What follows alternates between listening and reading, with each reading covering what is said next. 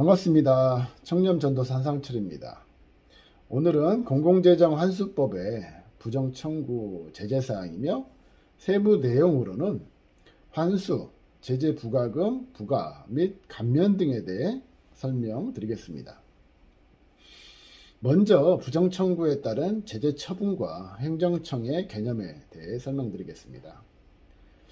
부정이익을 환수할 경우 환수 금액에 이자를 포함하여 환수하고 제재 부과금의 부과는 최대 5배 이내를 부과할 수 있으며 고액 부정청구 등의 행위자의 명단 공표를 조치합니다. 여기서 제재 부과금 부과나 명단 공표는 최소한의 법 실효성을 확보하는 장치를 할 수 있습니다. 행정청이란 행정에 관한 의사를 결정하여 표시하는 기관 또는 지방자치단체의 기관, 행정 권한을 보유 또는 위탁받은 공공단체 또는 그 기관이나 사인을 의미합니다.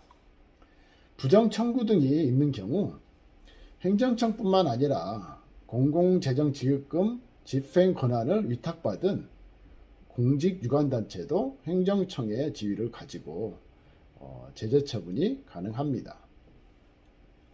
다음은 공공재정환수법의 중요한 항목인 환수에 대해 설명을 드리겠습니다. 여기서 환수 금액의 산정은 부정이익의 가액과 그에 따른 이자를 합산하여 환수하게 되고, 부정이익의 가액이란 허위 청구일 경우 제공받은 금액의 전부를 말하며 지급된 수단이 금전이 아닌 금품 등의 경우에는 금전으로 환산된 금액을 말합니다. 환수 이자에 대한 이율은 국세기본법 시행령 제43조 제2항에 의거하여 2020년 3월 현재 연 1000분의 21인 1.8%이며 이자 산정 기간은 부정청구 발생한 달부터 환수처분 통지일이 속하는 달의 직전까지의 개월수입니다. 환수는 부정청구 등이 확실한 경우 그 즉시 공공재정지급금의 지급 결정을 취소하고 해당 금액을 환수하며 환수 시 부정이익에 따른 이자를 합산하여 환수하게 됩니다. 또한 부정청구가 확실하지만 부정청구 등이 발생하였다고 인정될 만한 상당한 증거 및 근거가 있을 경우 그 즉시 공공재정지급금의 지급을 중단합니다. 다음은 제재 부과금 부과에 대한 설명입니다. 제재 부과금이란 부정이익 환수에 추가하여 부과하는 금전적 제재로서 이자를 포함한 부정이익 환수에 추가하여 부정이익가액의 5배 이내로 제재금을 부과합니다. 여기서 제재 부과금 부과를 위한 가액 산정 기준, 부과, 납부, 징수 절차에 관한 사항은 대통령령으로 정합니다. 공공재정환수법 시행령에 의거 허위청구는 부정이익 가액의 5배, 과다청구는 부정이익 가액의 3배, 목적의 사용은 부정이익 가액의 2배가 부과됩니다. 그렇지만 부정수익자의 사소한 과실로 인한 부정청구 등의 경우 제재 부과금의 50%가 감면되고 행정청의 과실로 인한 경우에는 100% 감면됩니다. 다음은 제재 부과금의 면제 및 감경에 대해 더 자세히 알아보겠습니다.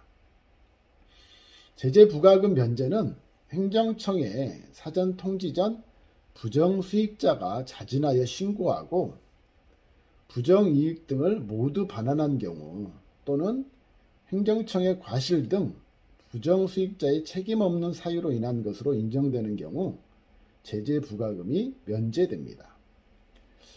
제재 부과금 감경 면제는 부정수익자가 해당 부정청구 등과 관련하여 다른 법률에 따라 벌금 과료, 몰수 추징, 과징금 과태료를 부과받은 경우에는 감경 면제 처분됩니다. 제재 부과금 부과 전에는 산정된 부과금이 과태료 등보다 많은 경우에는 제재 부과금에서 과태료 등을 빼고 부과하고, 산정된 부과금이 과태료 등과 같거나 과태료 등보다 적은 경우에는 제재 부과금을 부과하지 않습니다. 제재 부과금 부과 후에 부과한 제재 부과금이 과태료 등보다 많은 경우에는 제재 부과금에서 과태료 등을 감경하고, 부과한 제재 부과금이 과태료 등과 같거나 과태료 등보다 적은 경우에는 제재 부과금을 면제합니다. 제재 부과금의 적용에도 예외 사항이 있습니다. 제재 부과금의 배제 사유를 알아보면 환수 통지 직전 달부터 과거 3년간 누적 환수 금액이 100만 원을 초과하지 않은 경우 적용이 배제됩니다. 국민기초생활보장법에 따른 급여, 장애인 복지법에 따른 장애수당, 장애인연금법에 따른 장애인연금, 기초연금법에 따른 기초연금, 한부모가족지원법에 따른 복지급여, 독립유공자 예우에 관한 법률, 국가유공자 등 예우 및 지원에 관한 법률, 보훈 대상자 지원에 관한 법률 등에 따른 보훈급여금 또는 그에 준하는 경우에도 부과가 배제되는데, 이 또한 최초 지급일로부터 과거 3년간 부정 청구의 적발 사실이 없어야 해당됩니다.